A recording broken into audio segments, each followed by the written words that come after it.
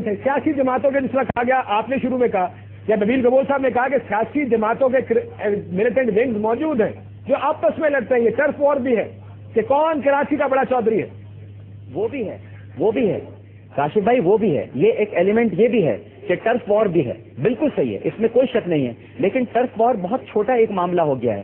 اس کے پیچھے جو اصل ایک بڑا جو ایک مانسٹر کھڑا ہو رہا ہے وہ دیکھنے والی بات ہے. میں یہ نہیں کہہ رہا کہ یہ نہیں ہے، بالکل اس طرح سے علاقے تقسیم ہے، گولیاں چل رہی ہیں، قتل و غارت ہو رہا ہے، لاشیں پھینکی جا رہی ہیں، برتری کا دعویٰ ہے، احساس برتری، اور یہاں پر اس شہر پر ہمارا قبضہ ہو. بالکل آپ صحیح فرما رہے ہیں، درست ہے. لیکن میں آپ کو صرف براڈر پرسپیکٹو بتا رہا ہوں کہ جو میں دیکھ رہا ہوں، جو مجھے دکھائی دے رہا ہے. ورنہ اس طرح تو اگر ہم ایک دوسرے کو کہتے رہیں گے پختون، بلوچ، مہاجر، سندھی، تو یہ تو پھر مسئلہ حل نہیں ہوگا. یہ تو پھر لسانیت کی آگ پھیلتی جائے گی، عصبیت پھیل جائے گی. یہ تو بڑا مسئلہ ہو جائے گا. ہمیں بچانا ہے اس سے. ہمیں نہیں کہنا کہ ہمیں یہ نہیں کہنا چاہیے کہ قومیں لڑ رہی ہیں. ہم اس لیے تو کہہ رہے ہیں کہ کیانی صاحب خدا کا واسطہ آپ تشریف لائیے، بجائے اس کے کہ کسی اور کو آنا پڑے.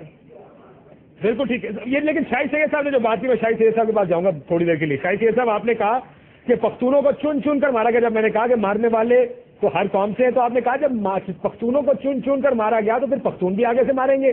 تو اس کا مطلب تو یہ ہوا کہ یہ قومیتوں کی لڑائی بھی ہے، یہ علاقوں کے لیے لڑائی بھی ہے، یہ سیاسی جماعتوں کی لڑائی بھی ہے. اس میں ڈاکٹر عامر لیاقت حسین صاحب کا نقطہ لے آتا ہے کہ اس کو فیول کون، اس کے پیچھے پیٹرول اس پر کون ڈال رہا ہے. شاید وہ کوئی عالمی سازش بھی اس کے اندر اس کا حصہ ہو. لیکن کیا پولیس، اب ہم نے تو یہ دیکھنا ہے کہ اس مسئلے کا حل کیا ہے. ڈاکٹر صاحب میں آپ کے پاس آؤں گا، پولیس کیا مسئلے کا حل بن سکتی ہے جیسے پیپلز پارٹی کہتی ہے؟ شاید سے صاحب پولیس مسئلے کا حل بن سکتی ہے کیا؟ انہوں نے کہا، نبیل گبور صاحب نے، پولیس کے پاس بھی وہی ہتھیار ہیں جو فوج کے پاس ہیں، لیکن پھر پولیس کیوں ناکام ہے اس پر؟ یہ تو حقیقت ہے کہ پولیس نے سیاسی بنیادوں پہ بھرتی بھی، اور یہاں پہ ایسے افیسر ہے کہ وہ باقاعدہ تنظیم کا نام لے کر میں فلانا تنظیم کے بندہ ہوں، میں اس کے لیے کام کرتا ہوں. اگر یہ پروف کے ساتھ میں ثابت کر دوں، یا ابھی ریسنٹلی ایک ہفتہ پہلے ایک ایریا ہے نازآباد 2 نمبر پہ، وہاں پہ گرنیڈ کو پھینکے گئے، نوٹ گرنیڈ، جہاں پہ رینجرز کی پولیس بھی نیچے کھڑی تھی، بلڈنگ پہ لگ کے، اور نیچے لوگ 3 بندے شہید ہو گئے، تینوں پشتو بولنے والے تھے.